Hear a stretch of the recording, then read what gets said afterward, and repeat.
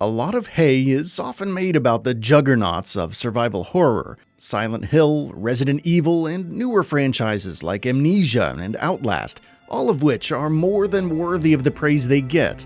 But a series that seems to escape being mentioned a lot lately is Alone in the Dark. This is interesting because Alone in the Dark precedes almost every other game that we would call survival horror. A quick note before we move forward: please consider subscribing and enabling all notifications by clicking the bell icon to get new video updates. And while you're at it, also, please click the like button if you enjoy the video. It really helps us out. And with that out of the way, let's begin. The original game's art style of polygonal foregrounds and more detailed, pre-rendered backgrounds is one that might ring a bell for fans of the original few Resident Evil games. But again, Alone in the Dark preceded Resident Evil by several years. With that level of innovation for the horror genre, which was barely even its own genre at that point, you would expect that the game would receive several sequels and live on as a timeless classic survival horror franchise. Well, you'd be right about that, but also wrong at the same time. The last game to release in the series was in 2015. Not exactly an eternity from now, but 6 years is still 6 years. You rarely see a successful franchise go more than 3 or 4 years without a new entry, let alone 6. So, what happened? Why would a series that set the bar for its genre, and possibly deserves most of the credit for inventing its genre, go so long without a new game and sink into obscurity as much as this series has? What the hell happened to Alone in the Dark? To quickly recap, in 1992, Alone in the Dark was released on MS-DOS and a couple other popular PCs of the time. The plot consisted of an old mansion, the mysterious apparent suicide of its previous owner, and an old piano that exists in the house, which is the initial object of interest in the story, as well as is wanted by several parties and is supposedly quite valuable in a number of ways. Of course, the plot takes plenty of turns from there once the monsters and mysteries of the mansion reveal themselves, though. And it was, in every way, a precursor to what we now know as the survival horror genre. Frederick Reynold directed the project after being inspired from his work on the port of a different game, and the inspiration definitely shows. The static backgrounds with 3D characters and objects on top of them was a great way to set a cinematic tone, as well as work within the very tight technical limitations of the time. Its story was also a huge step up from most games of the time that had little to no story, but instead were just focused on fast-paced arcade action. Alone in the Dark certainly had some of that, but it was also a deliberately slow burn that took its time with its players and relied on atmosphere and context to drive the experience. This was perhaps the game's most misunderstood yet still strongest quality. Despite the game releasing with a fair amount of clunky animations and a handful of bugs that the team simply ran out of time to deal with, Alone in the Dark would receive almost universal acclaim from all major review outlets. Some complaints about the slow movement and tedious combat certainly cropped up, but overall, the game was a hit with critics and gamers alike, and would get 2 more sequels to complete the trilogy.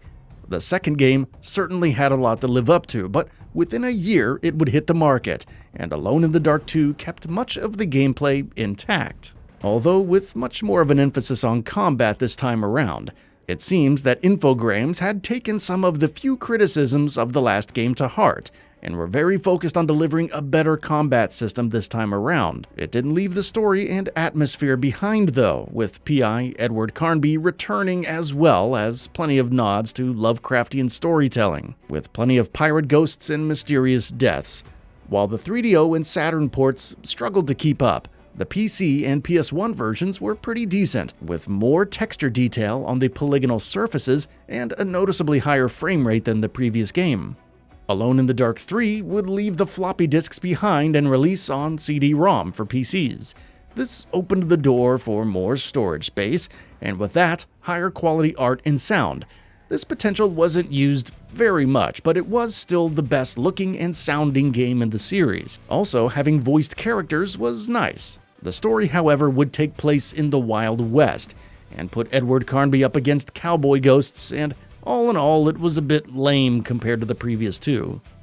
It was certainly a functional mystery game with the best gameplay the series had seen, but the scare factor unfortunately didn't follow suit with the upgrades the technical aspects of the game saw. Perhaps that is why the series immediately went on ice after the third game, perhaps not.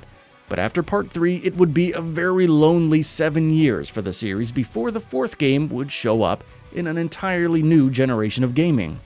The PS2, GameCube, Xbox era was, and still is, known for lots of fantastic horror games. Everything from the Silent Hill series to Fatal Frame to Resident Evil and more were all hitting their strides during this time. And now that Infogrames had become a publisher they wanted in. So, Alone in the Dark: The New Nightmare would release in May of 2001 on multiple platforms. The PS2, Dreamcast, Windows PCs, and even the PS1 would all see the game on their platforms eventually. We'll get to that. But it was actually pretty good despite having a new development team behind the wheel. Carnby and his Revolver both return, as well as the choice of protagonists that the series was known for by then. It also had the somewhat slower, more deliberate gameplay it was known for as well, which was clearly more in style now than it was back in the early 90s. But even still, compared to games like Silent Hill 2, Alone in the Dark: The New Nightmare looked pretty average and forgettable as those games came out over the next couple of years. The fact that the PS2 version of the game didn't even see an official release in the US also didn't help things.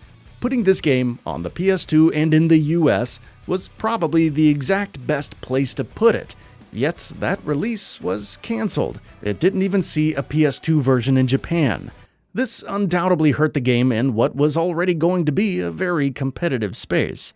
The trend of slightly underwhelming gameplay and scattered launches would continue with the full-on reboot of the series in the next generation of consoles, although not nearly as bad. While different regions all had different launch dates, it would eventually end up on everything everywhere. The game, simply named Alone in the Dark, would change up the gameplay quite a bit with a more action-adventure camera style and more real-time abilities like being able to break down barriers or set things on fire. Neat ideas, but they didn't really add up to much given that the game was pretty boring outside of that. It certainly wasn't a bad game, but it just didn't do enough with its ideas to make enough of a splash to stay noticed in a world that had almost entirely forgotten about the series.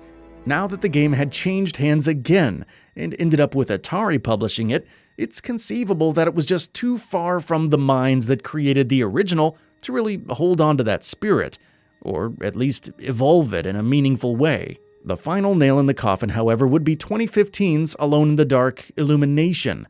With yet another new team behind the wheel, this game would feature Ted Carnby, a direct descendant of Edward, and 3 other characters in an up to 4-player online shooter game. This, again, wasn't a terrible idea on paper, but it failed to live up to anything established by the series, or even the new genre of which it so desperately wanted to be a part: the cooperative shooter. That's not to say there aren't some bright spots though. The gunplay is nice and snappy, and the graphics and presentation are serviceable. It just fell short of really competing with other similar games that were out at the time. Given the other games that you could buy in 2015, there just wasn't a very compelling case to be made for Illumination. And with that, there likely isn't much of a case to be made for a new game in the series either. Outside of going completely back to basics, to the spirit of the original, and making an authentic cerebral horror game with that special Lovecraftian twist, it's hard to say what a new game could or should be. It's certainly still an IP that many people recognize, but brand awareness is only half the battle. You have to also make a compelling game that gives people a reason to play it instead of something else. And that is what the series has been missing for arguably 20 years now. Once they can figure that part out, then I'd love to see a new one, but as it stands, this series belongs in the dark for now.